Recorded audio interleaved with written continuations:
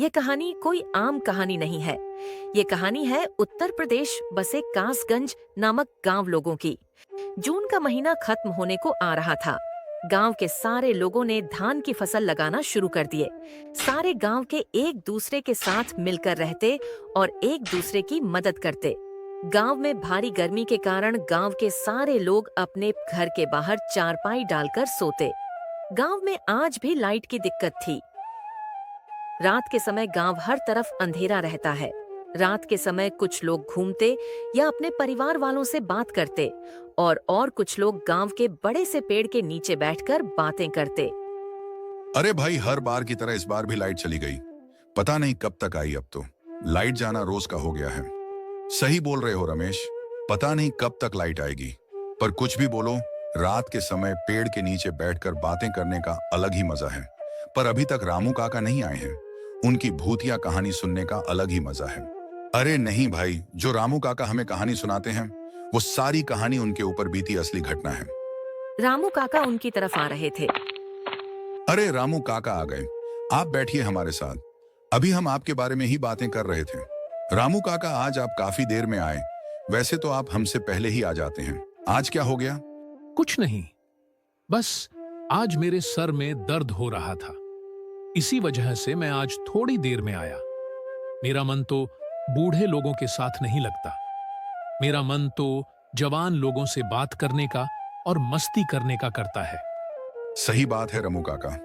आज आप हमें कौन सी कहानी सुनाओगे? बहुत अच्छी लगती है आपकी कहानी। यह तो मैं जानता हूं, जो भी मैं कहानी सुनाता हूं वो मेरे साथ बीती असल कहानी है। रामू काका, मुझे लगता है आप जो हमें कहानी सुनाते हो वह असली नहीं है। अच्छा, तुम्हें मेरी कहानी असली नहीं लगती है? मैं पोस्ट मास्टर रह चुका हूं। मेरी ट्रांसफर अलग अलग। रामू काका, बहुत देर हो रही है, आप अपनी कहानी सुनाओ ना। चलो ठीक है, मैं कहानी सुनाता हूं। ये कहानी तब की है जब मैं जवान था और काफी हट्टा कट्टा हुआ करता था और चेहरे पर मेरे रौनक थी। रात का समय था, बहुत तेज बारिश और तूफान आ गया। मुझे पता नहीं था कि तूफान आ जाएगा, पर अचानक से काफी तेज तूफान आया और मैं रास्ते में पैदल जा रहा था। अपने दफ्तर का सारा काम करके उस दिन मुझे काफी रात हो गई थी। इतनी तेज बारिश थी कि मुझे अपने सामने का भी कुछ नहीं दिख रहा था और तूफान की पूछो मत। ऐसा लग रहा था कि मैं अभी आसमान की तरफ उड़ाता चला जाऊंगा। बारिश इतनी थी और गांव का रास्ता था। कच्ची मिट्टी थी कि मैं किसी दलदल में चल रहा हूं। मेरा पैर मिट्टी में फंसता जा रहा था और मुझे चलने में काफी दिक्कत हो रही थी। मैं अपने शरीर का काफी दम लगा रहा था, फिर भी मेरे पैर मिट्टी से नहीं निकल पा रहे थे। अरे यार, इस बारिश को भी आज ही आना था। ऊपर से दफ्तर से आज मैं काफी लेट निकला हूँ और ऊपर से इतनी बारिश और ये काम के रास्ते ने तो मुझे परेशान ही कर दिया। ऐसे ही चलते हुए मुझे एक छोटी सी चाय की दुकान मिलती है। मैं इतना थक चुका था कि मेरा मन चाय पीने को घर गया। मैं उसकी दुकान की तरफ गया और कहा, अरे ओ चाचा, मेरे लिए एक कप चाय लगा दो। अदरक मार के मैं काफी थक चुका हूँ और ऊपर से इस बारिश ने तो मेरी जान ही खा ली है। अब मुझे घर जाने में काफी देर हो जाएगी। मैंने सोचा कि चाय पीता चलो। चाय तो दे दूंगा, पर इतनी रात में तुम कहां से आ रहे हो इतनी बारिश में? कुछ नहीं चाचा, आज मेरी काफी लेट छुट्टी हुई है। मुझे भी नहीं पता था कि आज को ही होगी ये बारिश। ठीक है बेटा, मैं तुम्हें चाय दे देता हूँ। तभी वो चाचा चाय देते हैं और मैं कुछ देर आराम करता हूँ। वैसे बेटा, मैंने तुम्हें आज से पहले यहाँ पर कभी देखा नहीं। मैं तो यहाँ पर बहुत समय से रह रहा हूँ और मेरा तो यही काम है। छोटी सी टपरी पर मैं अपना चाय बेच के गुजारा करता हूँ। हाँ चाचा, मैं इस गांव में नया आया हूँ। कुछ समय पहले मेरी इस गांव में पोस्टिंग हुई थी। मैं पोस्ट मास्टर हूं ना, इसी वजह से मेरा अलग अलग गांव में ट्रांसफर होता रहता है। चाचा, आप यहाँ पर अकेले ही रहते हो? मैंने आपके साथ अभी तक किसी और को नहीं देखा। आपको कोई बुलाने आया भी नहीं और किसी ने आपको पूछा भी नहीं। हाँ बेटा, मेरे साथ यहाँ पर कोई नहीं रहता। मैं अकेला हूँ और पास में ही मेरा घर है। थोड़ी देर में दुकान बंद करके अपने घर की तरफ चला जाऊंगा। ऐसे ही बात करते हुए मुझे काफी देर हो चुकी होती है। तभी बातें करते हुए चाचा मुझे ऐसी बात बताते हैं जिससे मैं पूरा हिल जाता हूँ। बेटा, काफी रात हो चुकी है। तुम्हारा आगे जाना अब खतरे से खाली नहीं है। मैंने सुना है कि यह तरफ चुड़ैल का साया है, जो लोगों को अपने जाल में सम्मोहित करके उन्हें मार देती है। पर मैं उनकी बातों का ध्यान नहीं देता हूं। पर मुझे क्या पता था कि आगे मेरे साथ क्या होगा। अरे चाचा, ये सारी बातें तो कहानी है। मैं इन बातों पर विश्वास नहीं करता। आप आज के समय में भी इन अंधविश्वासों पर भरोसा करते हो? हाँ बेटा, करना पड़ता है यह अंधविश्वासों पर भरोसा, क्योंकि हमें अपनी जान प्यारी है। हाँ चाचा, जान तो हमें भी अपनी प्यारी है, पर ये सारी बातें तो कहानी और झूठी बातें होती हैं।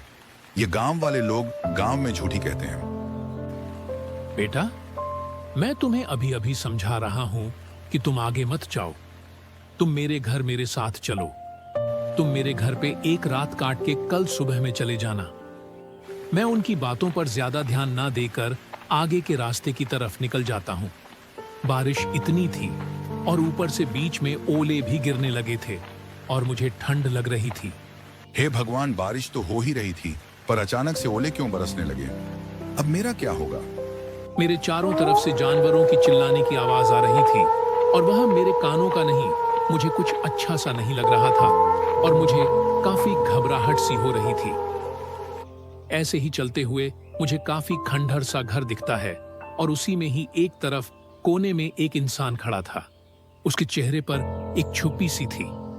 पता नहीं, तभी उसे आदमी ने मुझे अचानक से आवाज दी और मुझे अपनी तरफ बुलाया।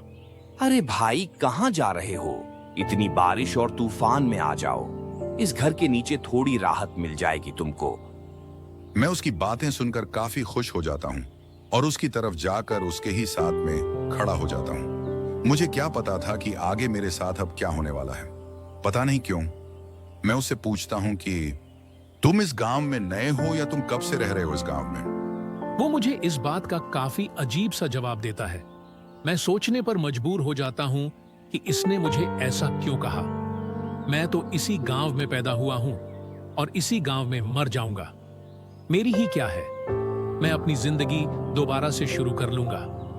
काफी देर होने के कारण और बारिश भी। हाँ, देर तो काफी हो चुकी है और बारिश भी थम सी चुकी है। एक काम करते हैं, इस गांव के रास्ते से तो जाना काफी मुश्किल है।